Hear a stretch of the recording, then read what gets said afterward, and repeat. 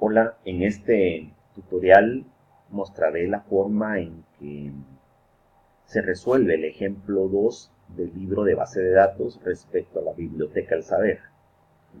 Después de haber leído el problema, donde se requiere que diseñemos una base de datos donde se lleve el control y registro de préstamos y devoluciones en una biblioteca, y tomando en cuenta las políticas que se deben de tomar también en consideración, puesto que cada política nos servirá para poder crear las llaves primarias.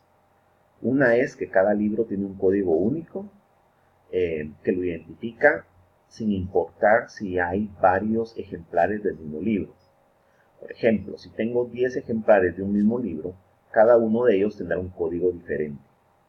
Luego, cada estudiante tiene un carnet que lo identifica, y un libro puede ser prestado muchas veces por el mismo o por diferente estudiante, pero ese préstamo se hará en diferentes fechas. Y por último tenemos que la fecha de devolución se registra hasta que el libro es devuelto. Entonces en la ficha podemos observar la ficha de un libro. Este contiene su código, su título, su editorial, el año de edición, quién es el autor y su nacionalidad. Luego, en la tabla de abajo podemos observar el detalle de préstamos que ese libro ha tenido. Dos puntos interesantes son que en los últimos dos préstamos ha sido la misma estudiante quien ha prestado ese libro, pero como dice la política, en diferentes fechas. Este último préstamo podemos observar que muestra cómo la fecha de devolución no se ha colocado, puesto que el libro aún no se ha devuelto. Entonces, para poder resolver este caso, voy a seguir una serie de instrucciones que debo seguir al pie de la letra para resolver cualquier caso. En este caso, la cero forma normal, en ella como primer punto, digamos, voy a listar las propiedades. ¿Qué son las propiedades? Las propiedades son cada uno de los datos que deseo almacenar. Si observamos la ficha, dentro del sistema yo voy a necesitar almacenar el código del libro, el nombre, la editorial, el año de edición, el nombre del autor, la nacionalidad de cada libro y el dato de los estudiantes que lo han prestado. Entonces, cada uno de estos datos representa una propiedad o una columna y debo hacer una lista de esos datos. Entonces, voy a colocar, como bien lo mencioné hace un momento, una lista de esas propiedades. El primero es el código del libro. Voy a usar una nomenclatura donde no utilizo tildes ni espacios en blanco, sino que separaré las palabras usando mayúsculas y minúsculas. El nombre del libro. Seguidamente, el nombre de la editorial. No pueden haber dos propiedades con el mismo nombre. Por eso se hace la diferencia entre nombre del libro y nombre de la editorial. Luego aparece el año de edición.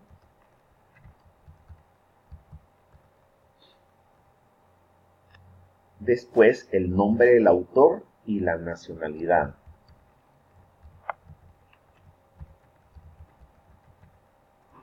Yo puedo colocar cualquier nombre, pero mientras más descriptivo sea el nombre, más fácil será organizar en grupos cada uno de esas propiedades.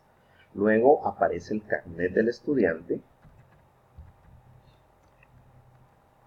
los apellidos y los nombres, la dirección, el teléfono,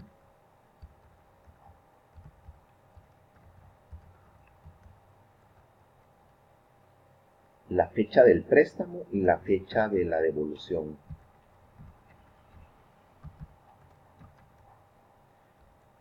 No importa qué nombres nosotros le coloquemos a las propiedades, pero en lo que sí debemos de coincidir todos es en la cantidad de propiedades. En este caso, cada uno de estos datos a almacenar representa una propiedad o una columna. Por lo tanto, yo debo tener en mi lista de propiedades 1, 2, 3, 4, 5, 6, 7, 8, 9, 10, 11, 12, 13 propiedades. No tengo que tener ni más ni menos. Seguidamente, el segundo paso será identificar la llave primaria. En este paso, yo me debo preguntar, ¿qué propiedad de estas va a identificar a cada libro? En este caso, como cada libro va a tener un código distinto, aunque hayan varios ejemplares del mismo, puedo definir el código del libro como llave primaria. Por lo tanto, voy a colocarle una marca y puedo utilizar otro color para especificar que el código del libro es la llave primaria. El siguiente paso sería marcar las ocurrencias. Las ocurrencias son aquellas propiedades que en la ficha pueden aparecer más de una vez. Si observamos la ficha, el código del libro solamente tiene una ocurrencia, puesto que solamente aparece el código de un libro en una ficha. Lo mismo sucede con el nombre del libro, con la editorial, con el año de emisión, con el nombre del autor y con la nacionalidad. Pero no pasa lo mismo con el carnet del estudiante. El carnet del estudiante va a tener muchas ocurrencias en la misma ficha, puesto que muchos estudiantes pueden prestar el mismo libro. Lo mismo sucede con los apellidos, lo mismo sucede con los nombres, la dirección, el teléfono, la fecha del préstamo y la fecha de devolución.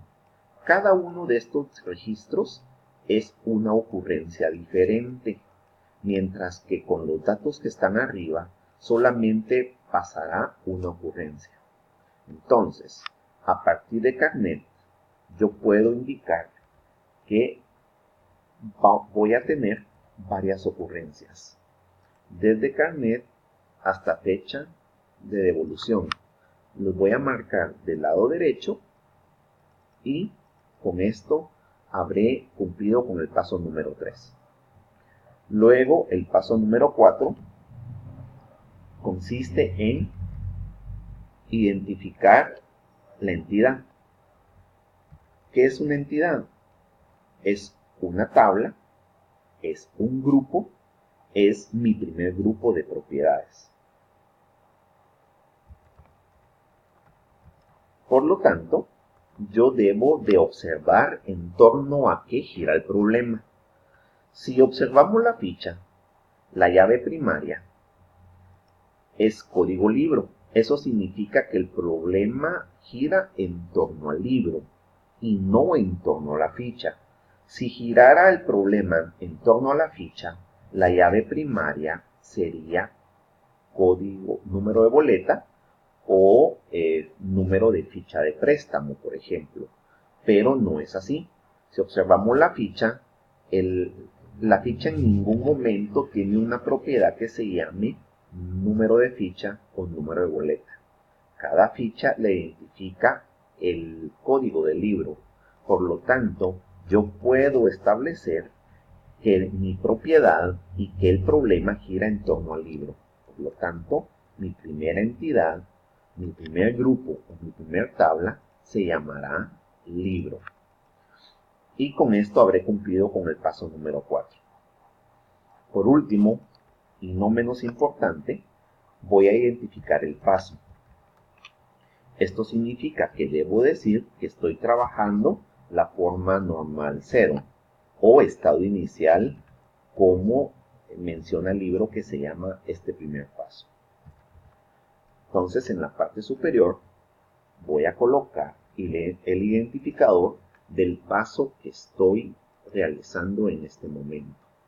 Y con esto tengo hecho el primer paso, que se llama estado inicial o cero forma normal, del ejemplo número 2.